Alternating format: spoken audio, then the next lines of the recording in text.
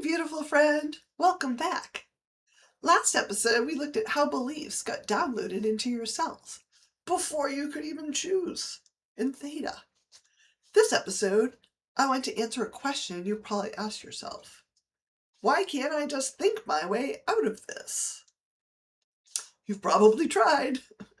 Affirmations, positive thinking, just change your thoughts. And maybe it works for about 5 minutes, maybe. Then the anxiety comes back, the shame floods in, the body tightens up, and you think, what's wrong with me? Why can't I just get over this? Nothing is wrong with you. The problem is your nervous system isn't listening to your thoughts. It has its own intelligence, and it's faster than thinking. So let's talk about polyvagal basics. A neuroscientist named Stephen Porges discovered something important. We used to think the nervous system just had two modes.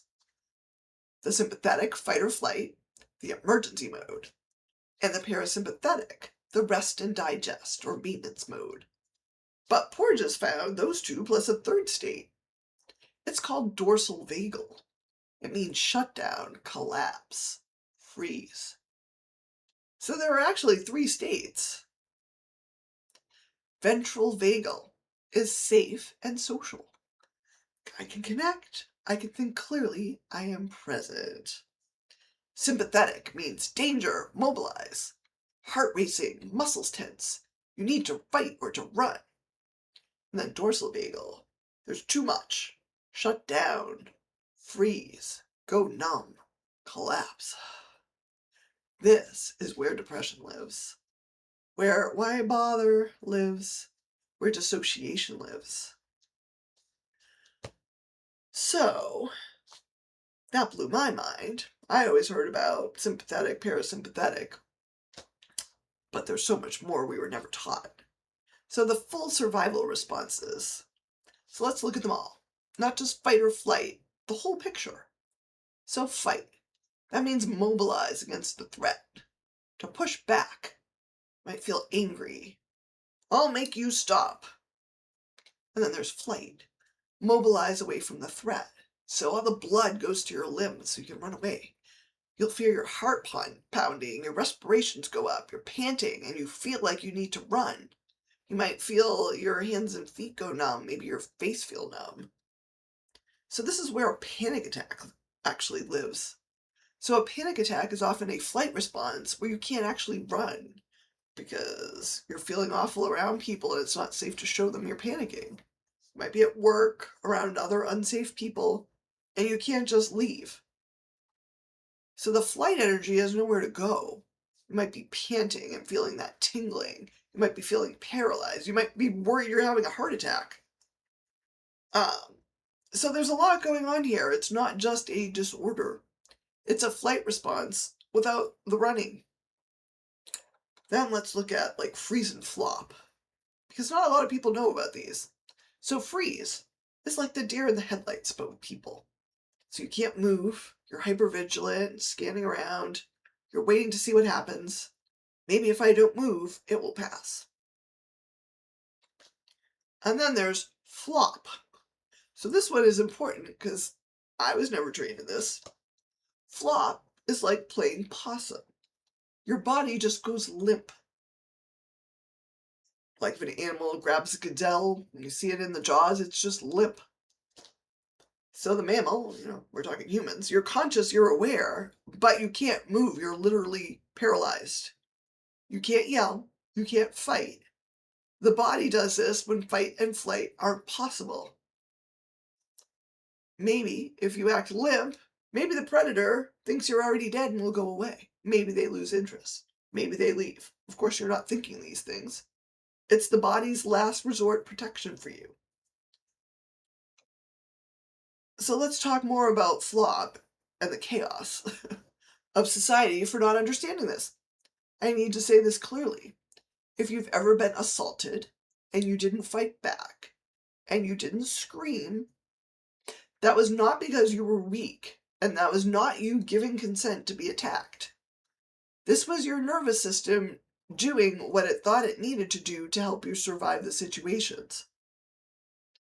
So because we don't act normal and like we're supposed to as victims, many survivors blame themselves and say, why didn't I fight? Why didn't I scream? What's wrong with me? I'm going to tell you, nothing is wrong with you.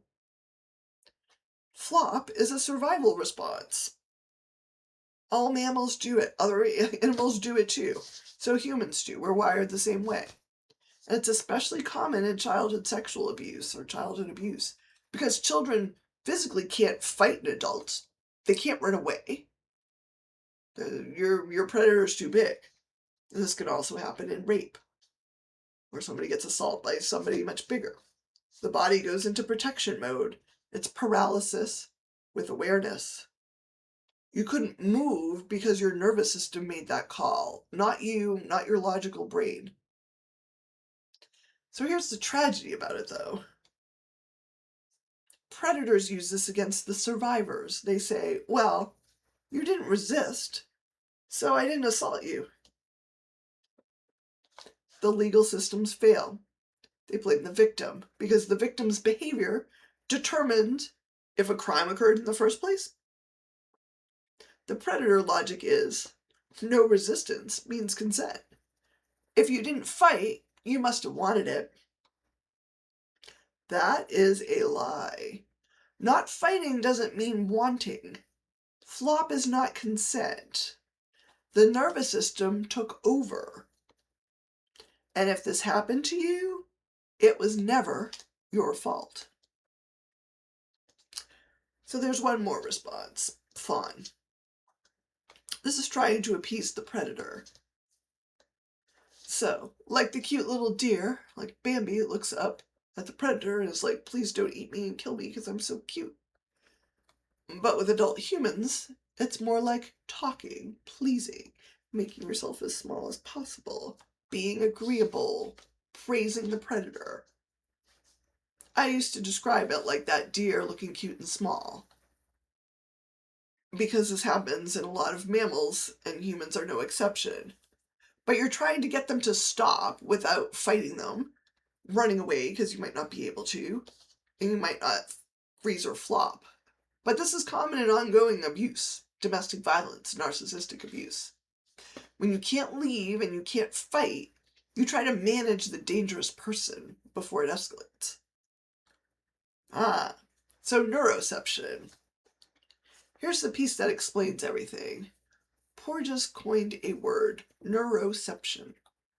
Your nervous system is constantly scanning for, are you safe? Are you dangerous? Is there something life-threatening going on?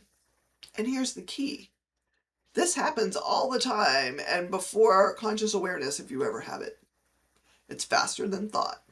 So your body decides if you're safe or you're in danger, and then your thoughts follow, not the other way around.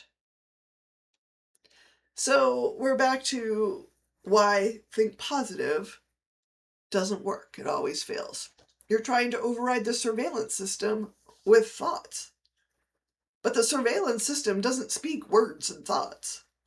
It speaks sensation, breath, rhythm, singing, body. You can't just think your way out of a neuroception problem. So why we're stuck here? Remember episode 7, the beliefs that got downloaded in your childhood? They didn't just shape your thoughts. They trained your neuroception. This whole process was trained when you were in theta. If your environment said not safe, your nervous system learned not safe. And if you're constantly stressed, it thinks you're not safe. And it's still running that program. People are dangerous. Connection leads to pain. I must stay vigilant and keep my walls up. Or there's no point. Shut down. It's not a thought problem. It's a nervous system problem. And you can't power your way through it. So if you blamed yourself for not being able to just get over it, please hear this. Your nervous system is doing exactly what it learned to do. In an unsafe environment, these responses saved you. fight, flight, freeze, flop, fawn.